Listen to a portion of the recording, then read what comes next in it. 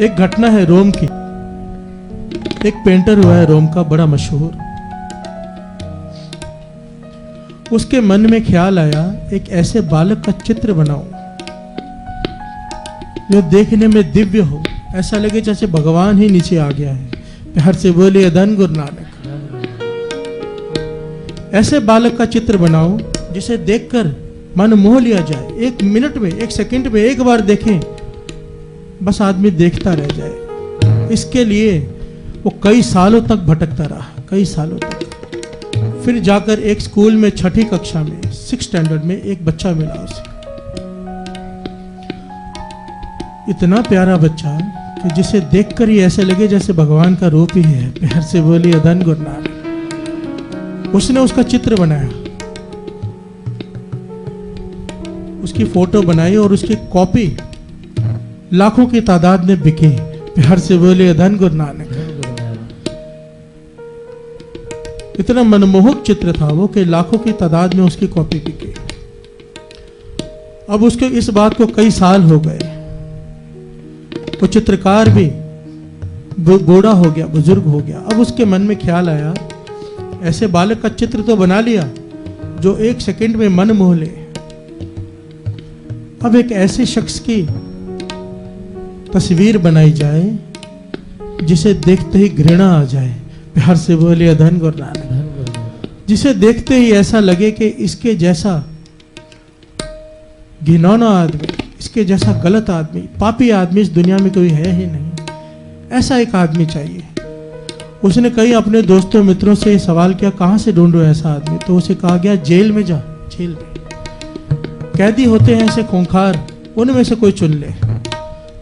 तो इतिहास में लिखा है कि 1 साल तक वो जेलों में भटकता रहा। उसने कई लोगों के नाम लिखे जो उसे खतरनाक लगे, पर शॉर्ट लिस्ट करते करते जब एक इंसान बचा जिसे देखते ही ऐसा डर लगे, चेहरे से ही पाप टपकता हो, तो उसे फाइनल किया गया।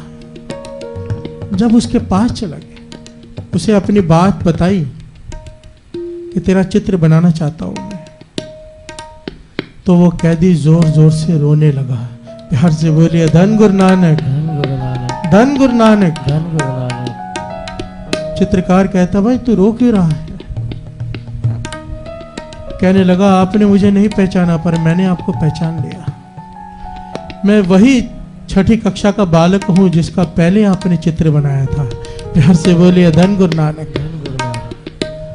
चित्रकार हैरान हुआ कि वही बालक जिसे देखने से लगता था कि भगवान का रूप है, आज ऐसी हालत कि सबसे घिनौना चेहरे में ये गिना जाने लगा है।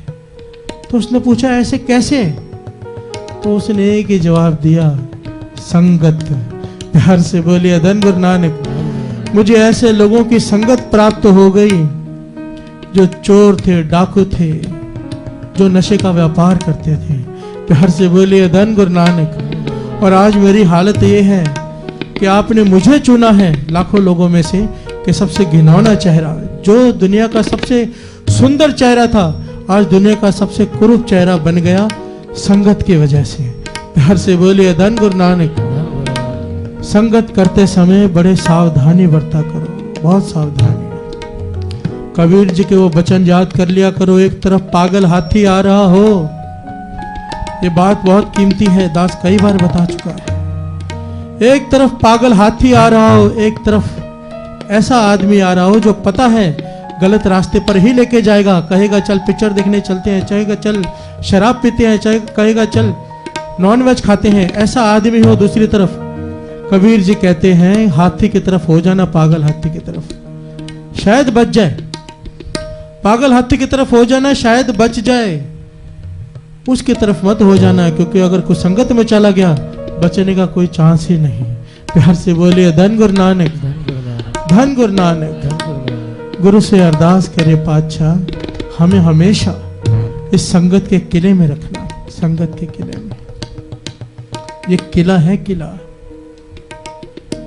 इस किले के अंदर जो रहेगा, सत्संगत के किले के अंदर, उसे ना बुरे विचार आएंगे, ना उसके आगे कभी पाप बढ़ेंगे। एक एक करके दोष कम हो जाएंगे, बढ़ नहीं पाएंगे। प्यार से बोलिए धन गुरु नानक, धन गुरु नानक, धन गुरु नानक, धन गुरु नानक। धन गुरु नानक। बिन पागा सतसंग ना लभै,